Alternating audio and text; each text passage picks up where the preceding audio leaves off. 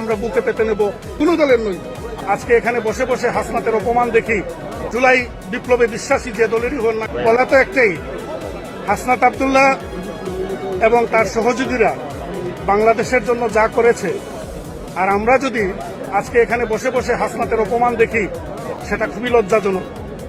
তাই আপনি যে দলই করুন, বিএনপি করুন, জামাত করুন, অথবা অন্য কোনো দল করুন, জুলাই বিপ্লবে বিশ্বাসী যে দলেরই হন না কেন, এখানে আসুন। হাসনাত এবং সাদিক কায়েমের উপর যদি কোনো আঘাত আসে, সে আঘাত আমরা বুকে পেতে নেব, তাতে আমাদের রাজনৈতিক পরিচয় লাগবে না। আমি কোনো দলের নই, আমি কোনো রাজনৈতিক কর্মী নই, নিবন্ধিত কর্মী নই।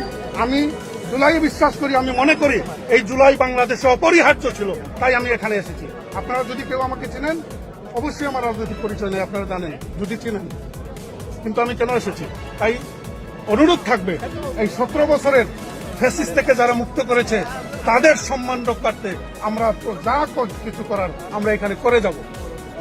এতে রাজনৈতিক পরিচয় দরকার নাই, আমরা এখানে আসছি, ইনশাল্লাহ থাকবো।